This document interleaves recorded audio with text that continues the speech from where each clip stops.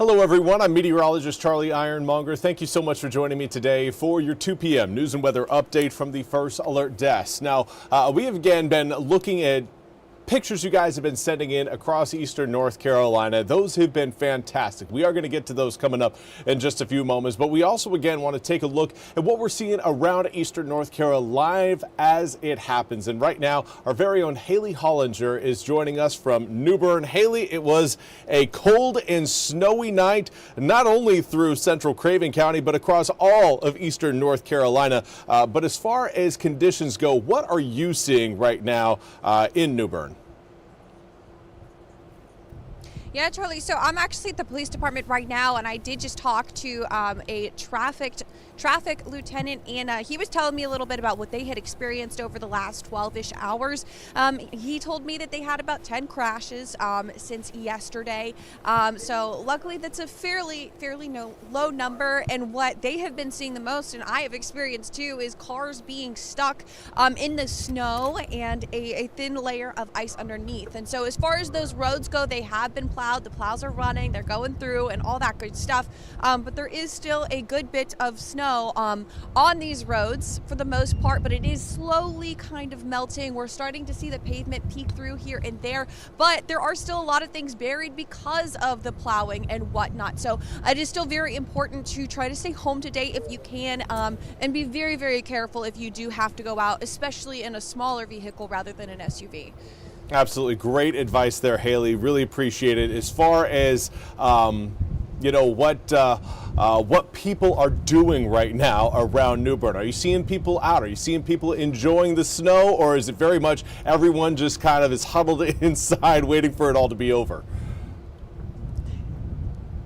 Yeah, so there are a bunch of people actually out taking walks, or even people in downtown New Bern are kind of going a little bit slower through the streets with their phones out. You can see that they're videoing the conditions because a lot of the locals here haven't seen snow like this in a very, very long time. So people are definitely out enjoying. I did get wind, and I'm going to have to head over there and see, but I did get wind that there might be some sledding off of one of the highway exits closer to the New Bern Mall. So I'll have to go over there and check it out. But people are enjoying it in safe ways, it seems. You had me at sledding. You had me at sledding. I say, Hailey, go find yourself again something slick that you can ride on.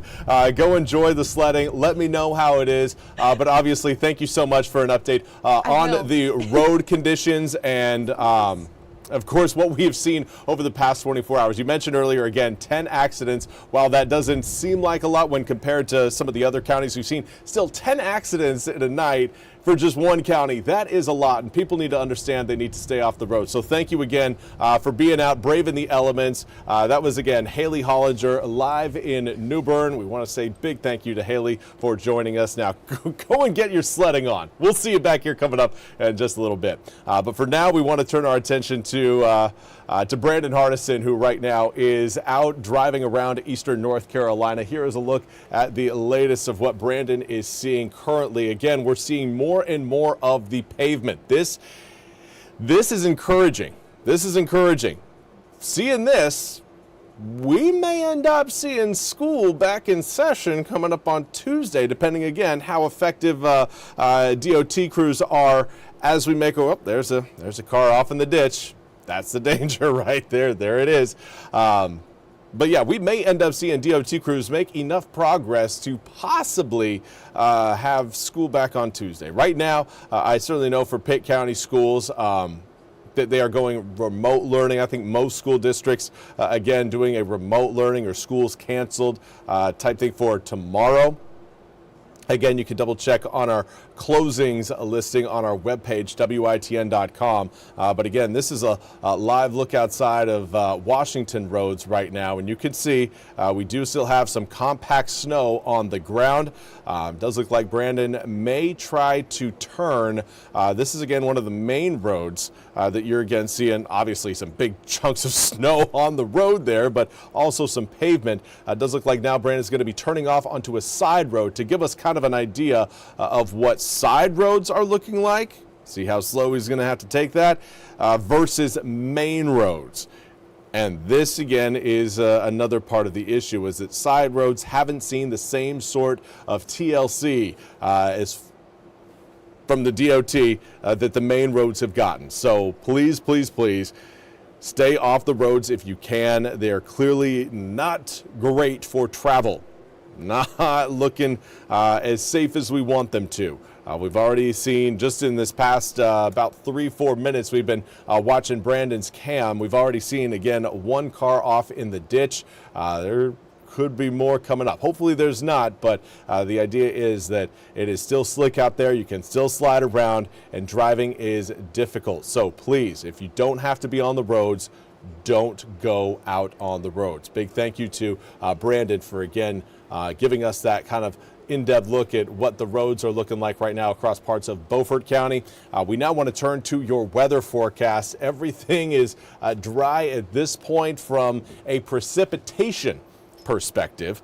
Still seeing snow flurries coming down off the coast of Cape Hatteras, but those flurries are not going to be working their way back over eastern North Carolina. So from here on out, anticipate just sunnier weather and dry conditions. Here's what we've got from Carolina camera. This is one of my favorite birds in the world, a cardinal huddling under its food source there, trying to get a little bit of a break from dealing with the wind and the snow. This is sent in by Rob Lavoie. This is titled Birds in His Yard. Hopefully had a great time taking that. This one sent in from Scott, one of the snowmen we've seen come across Carolina camera. It looks like, again, we've got some candy that is stuffed into the snowman instead of your usual, carrots, coal, and scarf and that. And of course, it looks like he's got a Red Sox hat on. Apparently, that snowman is a Boston fan. Anyways, that's what we've got from Carolina camera. Again, if you want to send your pictures in, you can do so. We've got a beautiful, absolutely stunning snow angel. This one sent in by Misty Price of Winterville. Overall, just fun in the snow. Always encouraging to see, especially when most people are kind of stuck inside because road conditions are looking like this. This is Pitt Greenville Airport, and it is still looking rough. So anticipate most road conditions looking like what you're seeing on your screen right now. 32-degree air temperature, feels like 23 when you factor in that northwesterly wind at 12 miles an hour. But not only are we seeing air temperatures creep up into the low 30s, we are also seeing winds slowly die down, which is certainly an encouraging sight. For the rest of today, cloud cover will continue to clear out. We will likely see some fog forming early on tomorrow morning, and that fog could make driving even more difficult. You've got snow on the roads, you've got ice on the roads, because later on tonight we're going to be dropping down to around 10 degrees. But then we're going to have fog as well, in slick conditions, snowy conditions, and difficult to see conditions. Hopefully send up some red flags for people, and we won't see a whole lot of drivers on the roads early tomorrow morning. If you can, reach out to your employer and let them know that, hey, I may be late getting into work tomorrow.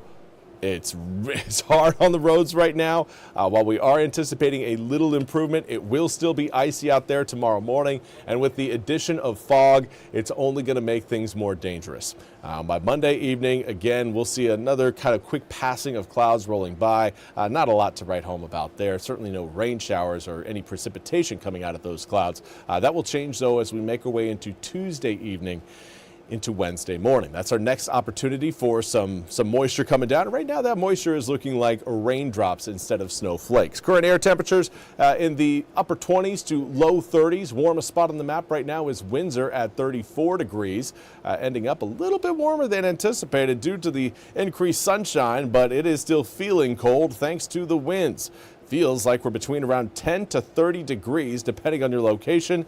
Make sure you bundle up before you head outside. Winds right now blowing in at about 15, even around 10 to 20 miles an hour. We're seeing, again, fewer and fewer of the 20-mile-an-hour sustained wind readings. We've got one in Elizabeth City, another in Stumpy Point, and, of course, one in Jacksonville. But we're not looking at a an increasing wind field. It's going to be decreasing. Wind speeds coming down. Still very much breezy and blustery along the Outer Banks, though. For those of you watching along the coast, I anticipate windy conditions all the way through tonight. Inland areas, you're going to be back to normal. Overnight tonight, you're seeing most likely single-digit wind speeds. This is 9 p.m., and you do have a few 10-mile-per-hour winds out there. But really, 22 along the coast in Hatteras as well as Manio is where we really want to draw the attention, because those numbers aren't really going to relax much, if at all, overnight tonight into tomorrow morning. Now from there, we'll see a little bit more of a wind shift, but wind speeds likely staying light. So again, for the rest of this afternoon, it's going to be sunny, it's going to be cold, and it's going to be breezy. As we get later and later into the evening, those air temperatures coming back down again into the low 20s as we head towards 6, 7, and 8 p.m. And winds out of the west-northwest will come in at about 5 to 10 miles per hour. Let's take a look at your full 8-day forecast, and you'll note that we've got another first alert weather day coming up for tonight and tomorrow night due to the freezing conditions. Ice on the roads is going to be an issue. Overnight lows dropping down that cold could lead to some freezing pipes if you're not careful.